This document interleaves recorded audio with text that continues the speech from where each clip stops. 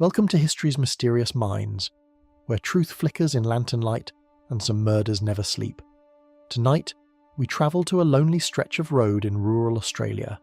3 siblings, a sultry summer night, and a slaughter so brutal it shocked a nation. No motive, no answers, and a silence that still echoes through the fields. Was it revenge, ritual, or something more elusive? This is the story of the Gatton Tragedy, and the questions that time refused to bury. On December the 26th, 1898, the Murphy siblings, Michael, Nora and Ellen, left their home near Gatton, Queensland.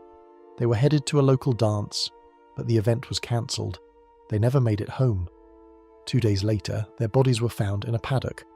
What happened during those missing hours remains a dark mystery. Michael was 29, a stockman.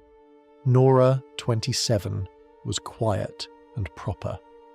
Ellen, just 18, was vibrant and full of promise. They were well known in the community, respected, admired. No one could understand why they'd be targeted, or who would commit such an act in such a calculated way. It was their brother-in-law, William McNeil, who found them. After concern grew, he tracked their trail to a blood-stained paddock. What he saw was beyond comprehension. Michael was shot and beaten, the girls bludgeoned, their skirts torn. The horse team still stood tethered, untouched, as if the killer had vanished into thin air. The police were called, but confusion followed. The bodies had been moved post-mortem. The girls lay neatly side by side. Michael's arms were outstretched, a strange ritual-like pose. No valuables stolen, no tracks leading in or out. Everything seemed arranged, like a message, meant for someone. Local police botched the scene. No photographs were taken. Evidence was handled poorly. By the time detectives arrived from Brisbane, much had already been lost. Suspects were questioned. Rumours spread, but no solid leads emerged, just shadows and speculation. Some said it was a jilted lover. Others, a revenge killing from a family feud long buried. A few whispered darker things: ritual, cult, corruption. Every theory had holes. Every suspect had an alibi, and the truth seemed to slip further away with each passing day.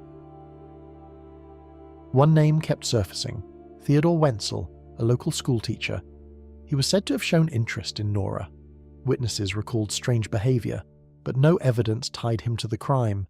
He was questioned, released, and left the district soon after.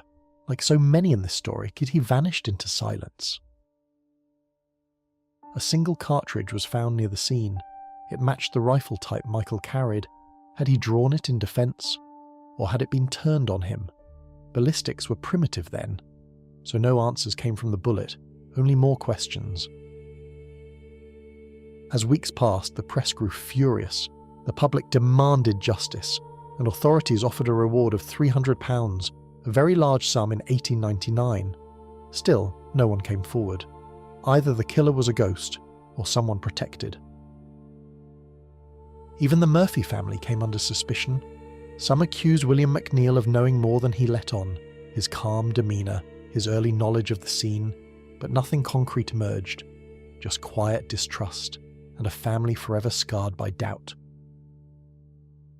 Years later, investigators revisited the scene. The position of the bodies, the unhurried staging. It seemed too deliberate for a random attack. Was it symbolic, a message, or simply the twisted ritual of a disturbed mind? Locals grew tight-lipped, suspicious.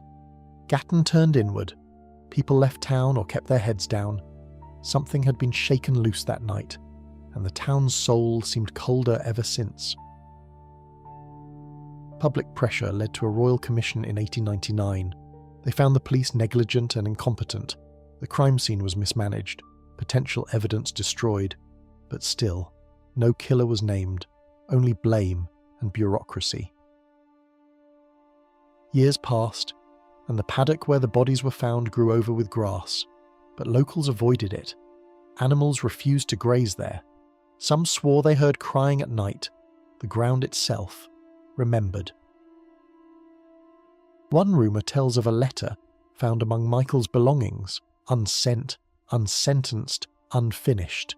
It hinted at something dark he feared, but the letter was never released to the public, and if it held answers, they were buried with him. The Gatton tragedy has become one of Australia's most infamous unsolved crimes, taught in schools, retold in books, yet every retelling finds only mystery, never resolution, never peace. No one was ever charged, no confessions, no justice. The killer walked free, and the Murphy siblings became more than victims. They became symbols of injustice, of grief suspended in time. Why does the Gatton tragedy still haunt us?